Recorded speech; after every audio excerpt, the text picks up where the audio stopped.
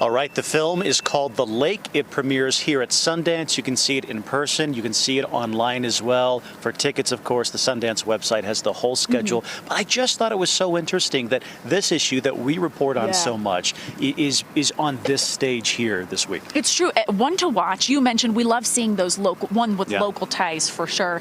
Hey, the sun is setting here on Park City Main Street. Cold. Getting a little cold. Let's check in with Chief Meteorologist Alana Brophy. We're handling it, Alana, because you told us to be prepared. Okay.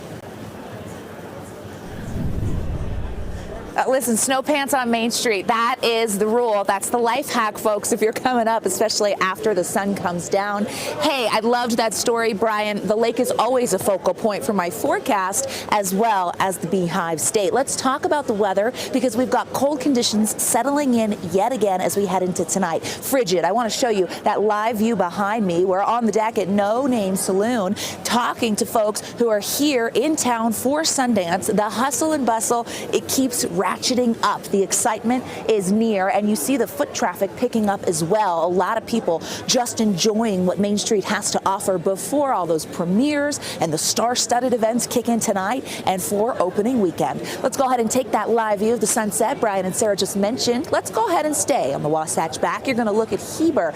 Absolutely gorgeous. That Heber City Airport view shows the cloud cover that has moved in as the sun is setting. You know, that cloud cover is just an indicator that moisture is present, and it's been a long time since we've had that happen, friends. We've been under this dry, stable air mass, but we're going to mix it up a little bit. Temperatures now in the 40s and 30s along the Wasatch Front. As we lose that sunshine, it happens quickly. We were in the low 40s, now sitting at 37 in Salt Lake City. You notice those numbers in central and southern Utah also cooling down quickly as we're in the 50s in St. George. Are you headed out along the Wasatch Front tonight? Friday Eve, I don't blame you. Look at those numbers as we fall to freezing pretty quickly, even before ABC4 News at 10.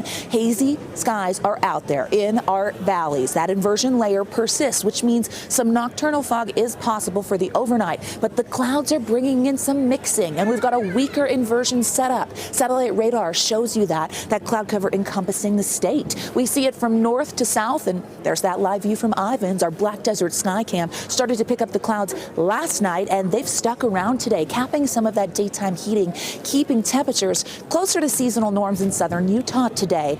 All right, let's talk big picture. We're cooking up a storm. Now, is it the biggest and the best storm?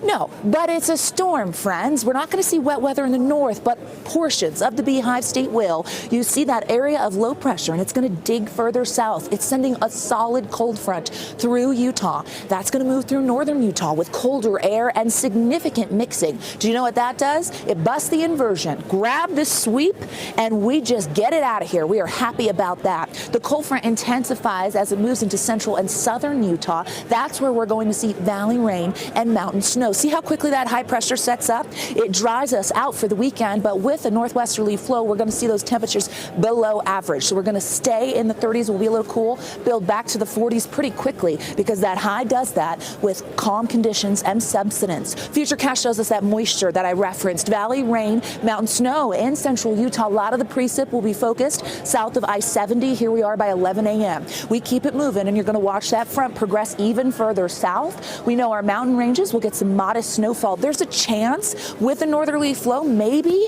we get some light flurries in northern Utah. I'd be okay with that. We're clearing the inversion, and any bit of moisture at this point is welcome. As you see into the overnight, that turns to snow. We will pick up accumulation in our central and southern mountains, and the La Salles and Abajos in southeastern Utah will see the most.